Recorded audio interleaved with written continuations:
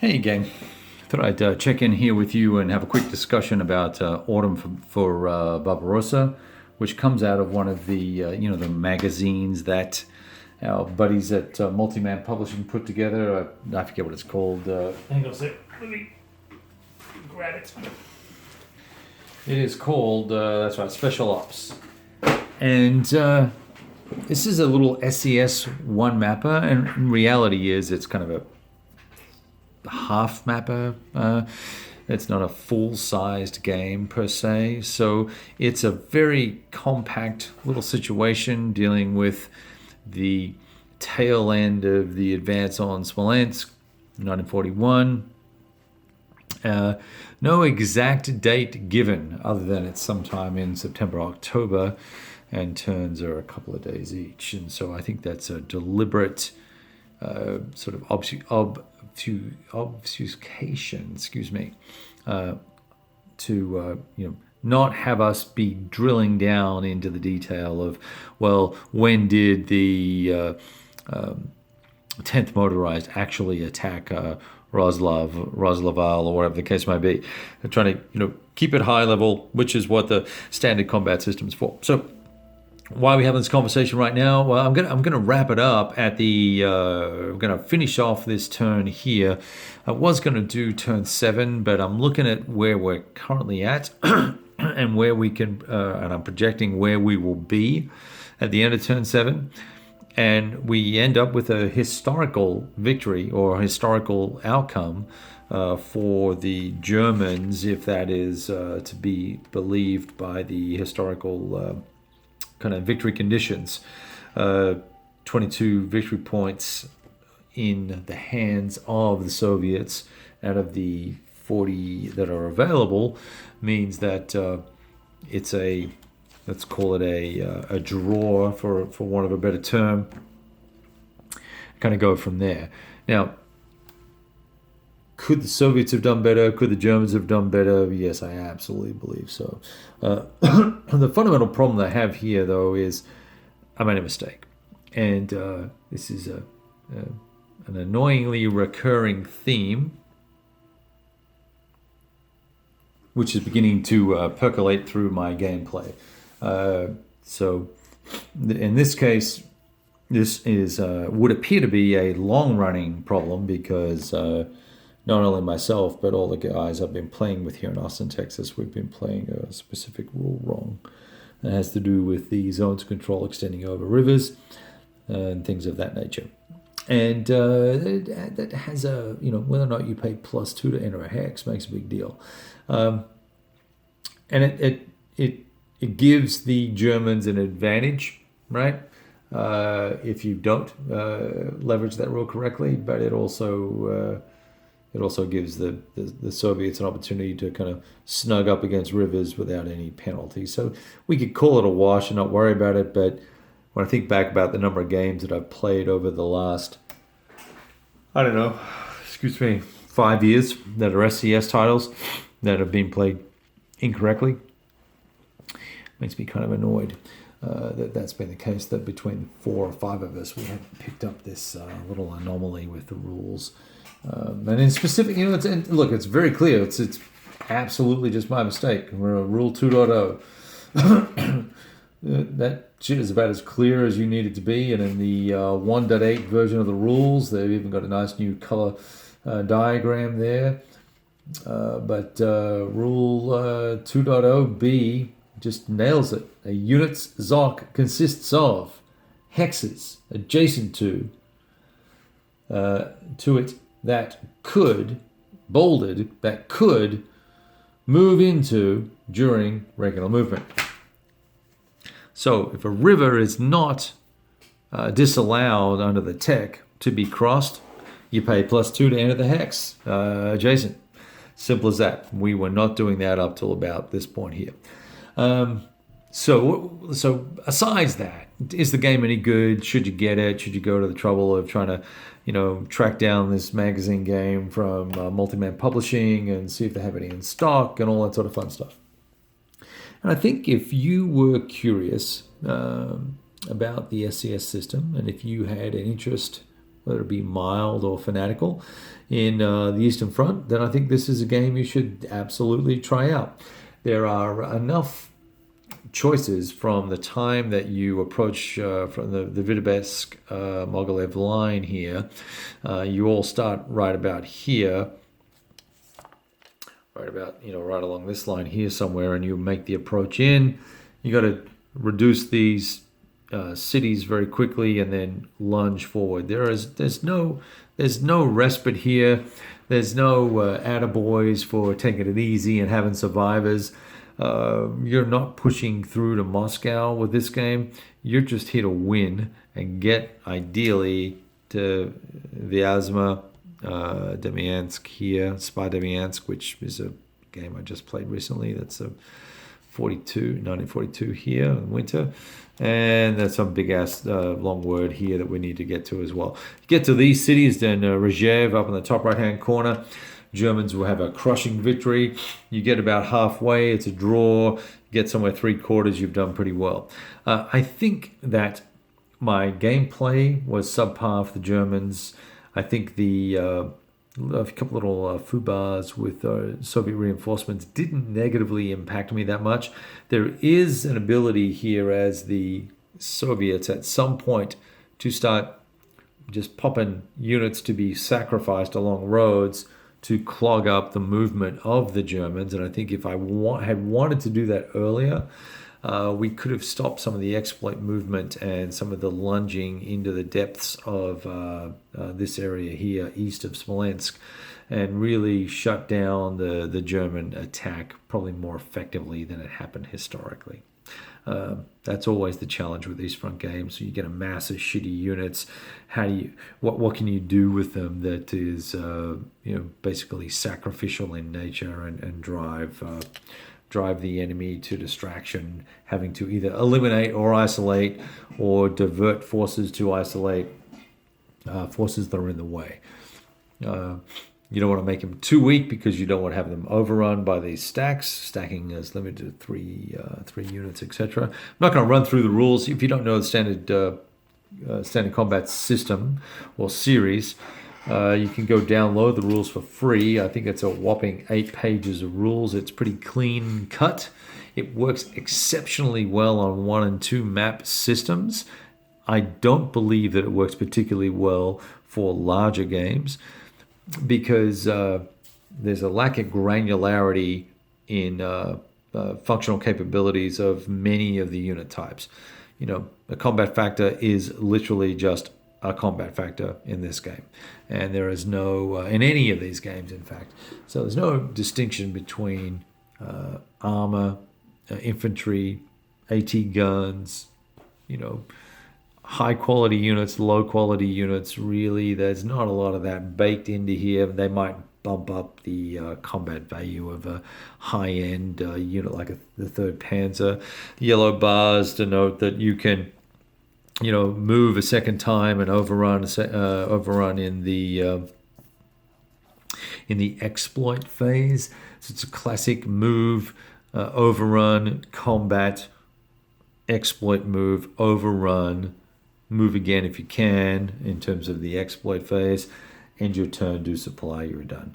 And then the other guys get through the same with the units that are yellow barred. They can do this exploit movement. I think overall, the SCS system is great if the designer or the designer of the particular module has put the effort in to craft enough historical value for you. So the Mighty Endeavor comes to mind as being a good system. Yom Kippur comes to mind as being a good system. The Stalingrad Pocket 2 is a little bit of a challenge. It's on the cusp of being wildly ahistorical, if you have wily players. I'm trying to think of some of the other titles I've played that I've enjoyed. I actually, despite the unrestricted movement capabilities in the Bulge game, I quite enjoy the Bulge game. It's called the Bulge. It's a interesting little scenario, and that just may be because I put a very structured approach into my gameplay for that in an opposed situation that made it more exciting for me. But a lot of people don't like the unrestricted movement rates at there's a scale, there's kind of a scale down from here with SCS that's sort of battalion level, I would say. And many maps. The Bulge game happens to be a one mapper, but It Never Snows, Day of Days, and there's a big Africa game coming out. It's very generic, and you don't seem to get the feel for Market Garden, for instance, with It Never Snows. Played it twice, put 17 hours into each gameplay with 3 or 4 guys. So that's what, 160 hours, let's call it 160 hours of gameplay. And nobody felt like they walked away learning anything new or anything about the Market Garden game, historical situation. Zero zip nada. That's because of this unrestricted movement rule, the generic nature of combat, the generic nature of the combat units. It's a big negative when you try and play these monster scale SCS games. I think this scale right here is ideal for SCS. So Fallschirmjäger is another good one to play. The 2 desert titles, Gazala and the Cauldron or something it's called. I forget. Let me look around here. What's it called? I can't read it. Yeah, Crusader. That's right, Crusader. Those 2 are great titles as well. So, at least I think they are. I might have to revisit that at some point. So, I like this, and I feel like I'm in the right scale, right? I have the right role here. I'm looking at this as a multi-core commander, perhaps. And I obviously have full intelligence other than what's underneath my enemy's counter, so I'm not allowed to look underneath these guys. Player objectives are really clear, physical and visible objectives on the map. We all know what we're trying to take and protect. OB, it's there's divisions. That is what it is, and they're all fairly generic. A weak Soviet division, a medium strength Soviet division, and a strong Soviet division come in 3 flavors: 135, 255, 375. They are what they are. Whether you put the right unit designation down on the right hex makes absolutely zero difference to the game. CRT. Relatively bloody for both sides. It certainly favors the aggressive attacker who can pile on the column shifts and the odds. Excuse me. So that will bear you in good stead. Supply. Once again, supply is a little different here. You got to be able to trace. You can trace supply any distance. So if I had not had this unit here, we could trace supply from through here, anywhere, and weave our way through to get to a supply source on the eastern edge of the map. Same for the other guys, for the Germans. You're halved if you're unsupplied, your movement and all that sort of fun stuff. But you will not die if you're unsupplied. Let's see, historical narrative.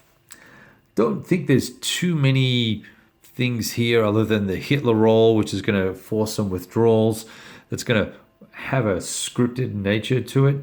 Certainly want to crank out as fast as you can the capture of cities and locations that you need to win as the Germans.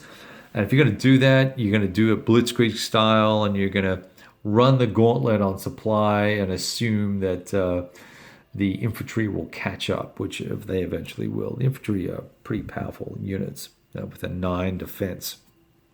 I'm starting to lose my voice here a little bit. General narrative is fine too, I think. I certainly have enjoyed playing the game up to this point, but it's over. There's clearly no more advance happening here. Best case, Germans can capture this city and maybe hold it, but they may have to pop out of there. What is that city called? Yatsevo. So they're going to have to hang kind of tough to try and capture that. They've got potential of being surrounded here, which is dangerous.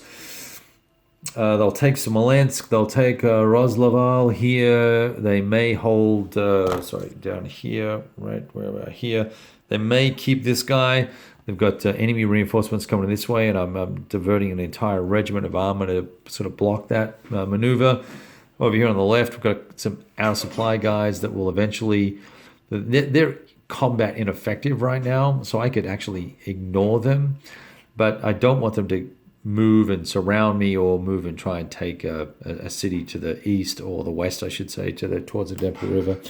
So I'm trying to play it relatively legit, and it's been expensive because I've lost several steps. And as I mentioned, losing units doesn't matter here. So chew up your German army to the extent that you can capture and hold locations.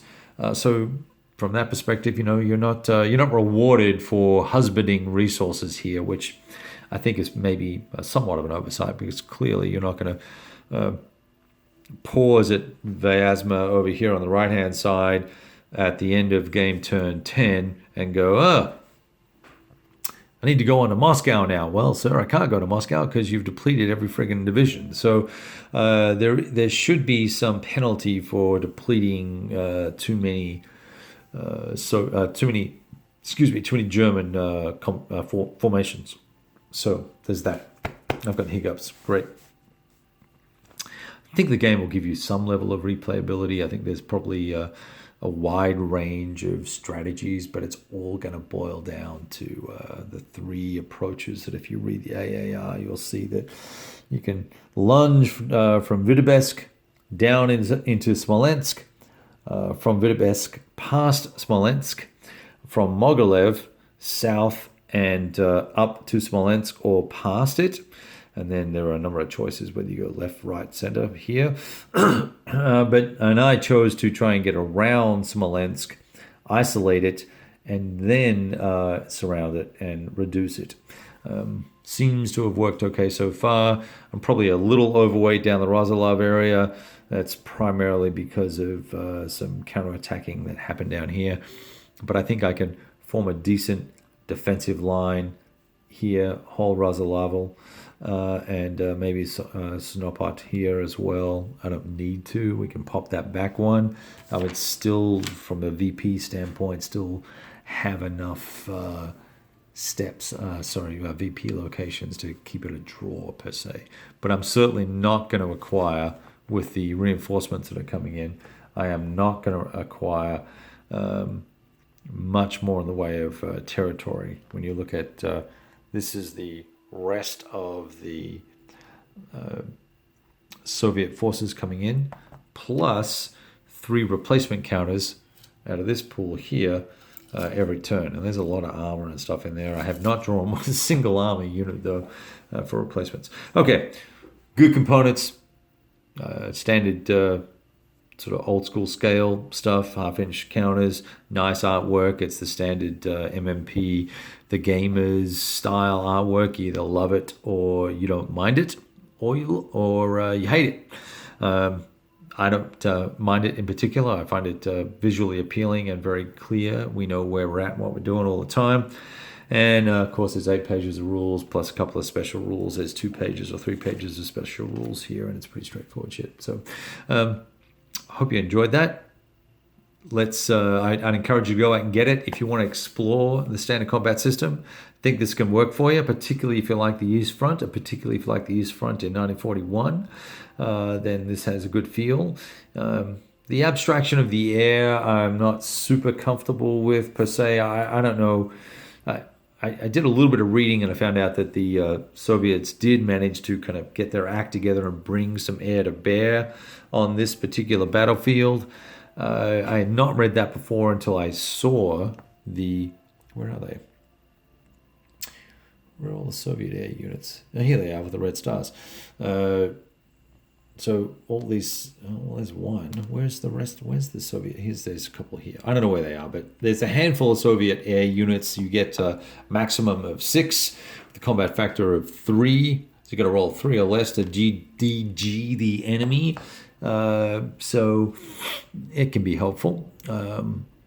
But I did not know that they were even there were even Soviet units in the air still fighting at this stage. I thought there was a lot of forces killed. In fact, here's our stack this turn. We've got 5. It's a variable roll every turn. We've got 5 air units again this turn for the Soviets. All right, there you have it. Multi-man games. Autumn for Barbarossa. Smolensk, late 41. You want to learn more about the specifics and the details of how this game played out across the first 6 or 7 turns. Check out thebigboard.com and you'll be able to read an AAR in detail there, where I outline every single attack and the result of all those attacks and the moves and some of the thinking behind some of the moves. And you can judge for yourself whether this game is for you. All right, adios.